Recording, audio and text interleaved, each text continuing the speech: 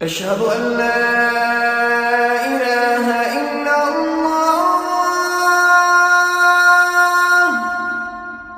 কোরআনের 4টে আয়াতে 4 রকমের তাগুতের কথা বলা আছে। আমরা সেই আয়াতগুলো দেখতেছি।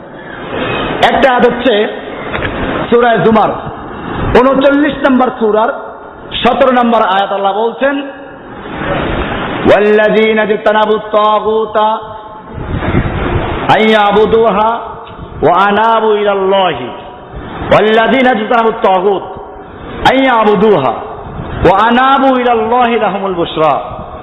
নিশ্চয় যারা তাগুত থেকে নিরাপদ দূরে রইল, আইয়াবুদুহা তাগুতের ইবাদত করার থেকে নিরাপদ দূরে রইল। এখানে বুঝে গেল যে তাগুত হচ্ছে এমন গায়রুল্লাহ যে আল্লাহর পরিবর্তে যার একনিষ্ঠ ইবাদত করা হয় তাকে বলা হয় কি? তাগুত। কোরআনে আরেকটা আয়াত সূরা নিসা 4 নম্বর সূরার 51 নম্বর আল্লাহ তাআলা বলছেন, আলাম তারা ইলাল্লাযীনা উতু নাসীবাম মিনাল কিতাব ইউমিনুনা বিল জিবতি ওয়াত তাগুত ওয়া ইয়াকুলুনা লিল্লাযীনা কাফারু হাউলাই আহদা মিনাল্লাযীনা আমানু সাবিলা। আল্লাহ তাআলা বলছেন, তুমি কি তাদেরকে দেখোনি যারা কিতাবের কিছু অংশ প্রাপ্ত হয়েছে, ইলম পেয়েছে, তারা কোরআন হাদিস পেয়েছে, এরপরে যারা মান্য করে প্রতিমা ও তাগুতকে এবং কাফেরদেরকে বলে যে এরা মুসলিমদের তুলনায় অধিকতর সরল সঠিক পথে রয়েছে। এরা আবার বলে যে মুসলিমদের যে আইন কানুন এর চেয়ে ব্রিটিশ ল ভালো, এগুলো এখন চলে না, এগুলো পুরান হয়ে গেছে, এই কথাগুলো বলে। তাহলে এদেরকে বলা হয়েছে কি? তাগুত। এর থেকে পরিষ্কার তাগুত হচ্ছে সেই গায়রুল্লাহ যে গায়রুল্লাহর প্রতি আস্থা রাখা হয়, বিশ্বাস স্থাপন করা হয়। এই যুগে কোরআনের আইন চলে না, এই যুগে ব্রিটিশের আইন। তাহলে কোরআনের পরিবর্তে আস্থা গেল কিসের উপরে? এলো তাগুত। তৃতীয় আয়াত আল্লাহ তাআলা বলছেন সূরা নিসা 4 নম্বর সূরা 7 নম্বর আয়াত আল্লাহ বলছেন, আলাম তারা ইলাল্লাযীনা ইয়াজউমুনা আন্নাহুম আমানু বিমা উনজিলা ইলাইকা ওয়া মা উনজিলা মিন ক্বাবলিকা ইউরিদুনা আন ইয়াতাহাকামু ইলাত তাগুত ওয়া ক্বাদ উমিরু আন ইয়াকফুরু বিহি ওয়া ইউরিদু আশ-শাইতানু আন ইউদিল্লাহুম দালালাম বাঈদা। আল্লাহ তাআলা বলছেন, আপনি কি তাদেরকে দেখেননি যারা দাবি করে যে নিশ্চয়ই তারা ঈমান এনেছে তার উপর যা নাজিল করা হয়েছে তোমার প্রতি এবং যা নাজিল করা হয়েছে তোমার পূর্বে, অর্থাৎ তোমার উপরে যা নাজিল করা কোরআন এটার উপর ঈমান এনেছে, আগের আসমানি কিতাবগুলো সব মানে, অথচ ওয়ায়ুরিদুনা আন ইয়াতাহাকামু ইলাত তাগুত, অথচ তারা বিচার নিয়ে যেতে চায় কার কাছে? তাগুতের কাছে। ওয়াকাদ উমিরু আন ইয়াকফুরু বিহি, অথচ তাদেরকে নির্দেশ দেওয়া হয়েছে তাকে অস্বীকার করতে, তাগুতকে বর্জন করতে, তারা তা করে নাই। আল্লাহ বলছেন, ওয়ায়ুরিদু আশ-শাইতানু আন ইউদিল্লাহুম দালালাম বাঈদা, শয়তান তাদেরকে ঘোর বিভ্রান্তিতে বিভ্রান্ত করতে চায়। সূরা নিসা 4 নম্বর সূরা 7 নম্বর আয়াত। এখানে বুঝে গেল তাগুত বলা হয়েছে কাকে? যার কাছে মানুষেরা বিচার ফয়সালা নিয়ে যায়। তাহলে এমন তাগুত যে তাগুতের কাছে বিচার ফয়সালা নিয়ে যায়, অথচ সে আল্লাহর বিধান দিয়ে বিচার ফয়সালা করে না। এই তাগুত কারা? এই তাগুত কারা? এই বিচারকরা, শাসকরা, জাজ। কারণ এখানে আমাদের দেশে তর্জমা করে লেখা আছে শয়তান। শয়তানের কাছে বিচার নিয়ে যায় কেউ? শয়তানের কি ইজলাস আছে যে ইজলাসে মানুষের দল দলে বিচার নিয়ে যায়? সেখানে উকিল আছে? তাহলে এই তাগুত বলতে কাকে বোঝানো হচ্ছে? সুতরাং তাওহীদ পূর্ণ হবে না যতক্ষণ পর্যন্ত তাগুতের বিরুদ্ধে কথা বলা না হবে। তাগুত এই শব্দটা আমাদের বুঝতে হবে। কোরআন পরিষ্কার বলে দিয়েছে, ওয়ায়ুরিদুনা আন ইয়াতাহাকামু ইলাত তাগুত, আর তারা বিচার ফয়সালা নিয়ে যেতে চায় তাগুতের কাছে। ওয়া ক্বাদ উমিরু আন ইয়াকফুরু বিহি, অথচ তাদেরকে হুকুম করা হয়েছিল তাগুতকে অস্বীকার করতে, পরহেজ করতে, তাগুত থেকে নিরাপদ দূরে থাকতে। তাহলে তাগুত এখানে কি বলা হয়েছে? বিচার ফয়সালা। যারা আল্লাহর বিধান বাদ দিয়ে মানবরচিত বিধানে বিচার ফয়সালা করে, এখানে কি এই তাগুত মানে শয়তান? শয়তানের কি ইজলাস আছে? শয়তানের দরবারে কতগুলো উকিল আছে? শয়তানের কাছে দলে দলে বিচার নিয়ে যায়? শয়তানের চেয়ার টেবিল আছে? তাহলে এই ইউরিদুনা আইয়াতাহাকামু ইলা তাগুত বলতে কাকে বোঝানো হয়েছে? এটা মনে রাখতে হবে, পরিষ্কার। এরপরে 4 নম্বর আয়াত। তাহলে তাগুতকে অস্বীকার করা, তাগুতকে প্রত্যাখ্যান করা, তাগুতকে বর্জন করা তাওহীদের জন্য পূর্ব শর্ত। এটা মনে রাখতে হবে। শাসক যারা আইন তৈরি করে তারাও কি? ওই আইন দিয়ে যারা বিচার করে তারা কি? ওই বিচার কার্য চলার জন্য যারা ওখানে ওকালতি করে তারা কি? এটা পরিষ্কার হয়ে গেল। এরপরে আর এক দল আছে তাগুতের।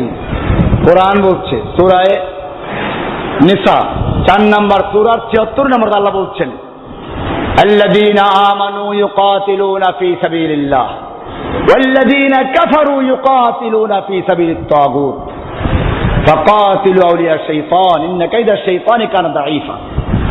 আল্লাহ তাআলা বলছেন আল্লাযীনা আমানু ইউকাতিলুনা ফী সাবিলিল্লাহ, যারা মুমিন তারা আল্লাহর রাস্তায় যুদ্ধ করে। ওয়াল্লাযীনা কাফারু, আর যারা কাফের, ইউকাতিলুনা ফী সাবিলিত তাগুত, তারা তাগুতের পথে যুদ্ধ করে। কার পথে যুদ্ধ করে? তাহলে বোঝা গেল তাগুতকে। তাহলে এখানে তাগুত হচ্ছে ওই ব্যক্তি বা গোষ্ঠী বা দল যাদেরকে প্রতিষ্ঠিত করাবার জন্য একদল লোক যুদ্ধ করে, মারামারি করে। এখানে পরিষ্কার হয়ে গেল। তাহলে তাগুত এখানে বুঝলাম কারা? যাদেরকে প্রতিষ্ঠিত করার জন্য একদল লোক কি করে? যুদ্ধ করে। দেখেন না মিছিল করে কেমন, তা আছে তা আছে, কে? তুরাবালি। এবার শুরু হয় তুরাবালি। তাহলে ওদেরকে প্রতিষ্ঠিত করার জন্য কি করা হয়? কেউ জনকের আদর্শ প্রতিষ্ঠা করার জন্য যুদ্ধ করে, কেউ দোষকের আদর্শ প্রতিষ্ঠা করার যুদ্ধ করে। এই তো বেশ কম নাকি? এটা পরিষ্কার। আল্লাহ তাআলা এখানে বলে দিয়েছেন ওয়াল্লাযীনা কাফারু ইউকাতিলুনা ফী সাবিলিত তাগুত, যারা কাফের তারা তাগুতের পথে যুদ্ধ করে।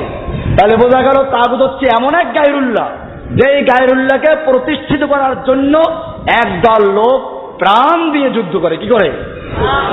ইউকাতিলুনা, কিতাল করে, যুদ্ধ করে, প্রাণান্তকর লড়াই করে, সংগ্রাম করে। বিষয়গুলো পরিষ্কার কিনা? তাহলে এই তাগুতকে বর্জন করা ছাড়া ঈমান পূর্ণ হতে পারে? এবারে আমরা দেখো বড় বড় তাগুতগুলো কি আছে।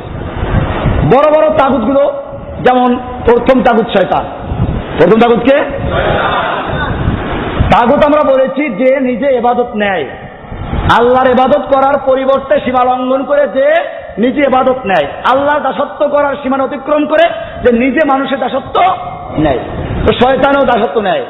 সূরা ইয়াসিনে বলা আছে আলাম আহাদ ইলাইকুম ইয়া বানি আদম আল্লা তা'বুদুশ শাইতান, হে বনি আদম আমি তোমাদেরকে কি বলে রাখি নাই যে তোমরা শয়তানের ইবাদত করো না? এখানে পরিষ্কার যে মানুষ শয়তানের কি করে। তো শয়তানের ইবাদত কেমনে করে? কেউ তো স্বীকার করবে না। তার মানে শয়তান যেটা করতে বলে ওইটা করাই হচ্ছে শয়তানের ইবাদত করা, অর্থাৎ পরোক্ষভাবে সে শয়তানের ইবাদত নেয়। এই কারণে শয়তান একটা তাগুত। এরপরে শাসক, এটা তো পরিষ্কার হয়ে গেছে আগের আলোচনাতেই। বিচারক, এগুলো কি? তাগুত।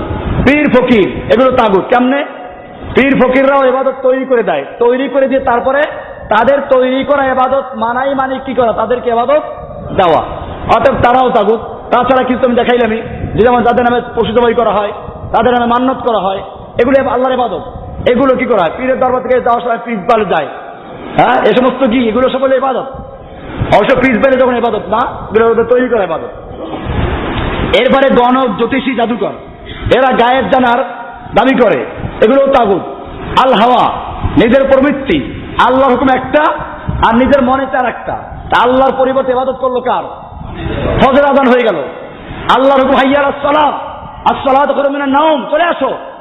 আর নফসে কয় না না, আর নাওমু খায়রুম মিনাস সালাত, সালাতের চেয়ে ঘুম ভালো, আল্লাহর ডাক হচ্ছে ঘুমের চেয়ে নামাজ ভালো। নফস বলল কি? নামাজের চেয়ে ঘুম ভালো, ঘুমোই একটু। তাহলে এখন যে আল্লাহর হুকুম বাদ দিয়ে পূজা করলো কার? এই প্রত্যেকের উপর আমার ওই যে বিস্তারিত দলিল যে লেখা আছে কিতাবুল ঈমান, কিতাবুল আকায়েদের ভিতরে তাগুত আরেকটা আছে, তাকলিদে আবা, এটা রয়ে গেছে, বাপ দাদার অনুসরণ। আল্লাহু আকবার। যখনই কোরআন হাদিস দলিল দেওয়া হয় তো বলে কি, বাপ দাদার যুগ থেকে করে আসছি, অমুক হুজুরা কি কম বুঝে। ওই যে চিংড়ি মাছ যখন সামনে চলে পানির ভিতরে একটু একটু আস্তে আস্তে হাঁটে, আজ সামনে কোনো বাধা পায় এক ধাক্কায় অনেক দূর চলে গেছে। আপনি যখন কোরআন হাদিস দিয়ে আস্তে আস্তে দলিল দিয়ে বুঝাইবেন, একটু তো বুঝছিল, যখনই ওই হুজুরের কাছে গেল, হুজুর বলবে কি, আরে আমরা কি কম বুঝি, এত হুজুররা কম বোঝে, বাপ দাদা যুক্তি করে আসছি, এক ধাক্কায় আপনি যা বুঝাইলেন সব শেষ। তাড়াতাড়ি আবার কোরআন হাদিস বাদ দিয়ে, আমি এই জন্য বলেছি তাগুত খালি কোনো ব্যক্তি না, তাগুত পূর্বপুরুষ হতে পারে, তাগুত দল হতে পারে। একটা দলকে প্রতিষ্ঠার জন্য সংগ্রাম করে, ওই দলটাই কি তাগুত।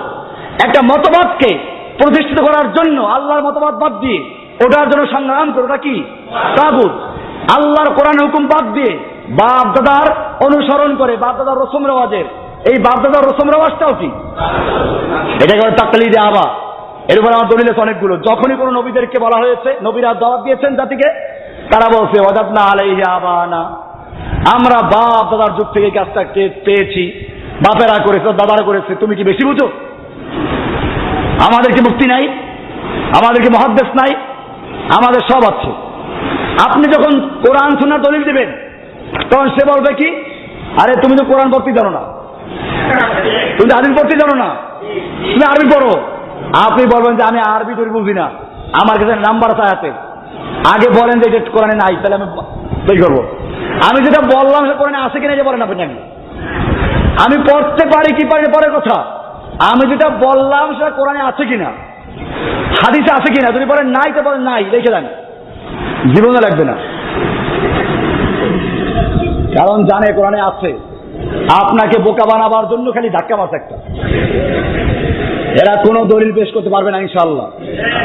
এই জন্য ভয়ের কোনো কারণ নাই, স্থিরভাবে দাঁড়াবেন শক্ত হইয়া। মার খালে খাবো তার জন্য, এই বাপ দাদার পূজাটাই চলছে বেশি এখন। এই হলো আমাদের পরিষ্কার বক্তব্য। এর পরিবর্তে যদি কোনো ব্যক্তি বেশি সংখ্যায় লোক দেখলো, বড় বড় মুফতি মুহাদ্দিস দেখলো, পীর দেখলো, তাহলে কোরআন সুন্নাহ বাদ দিয়ে যদি এই বাপ দাদার আনুগত্য করা হয়, তাহলে ওইটাই কি তাগুত। বিষয়গুলো আশা করি ক্লিয়ার হয়ে গেছে।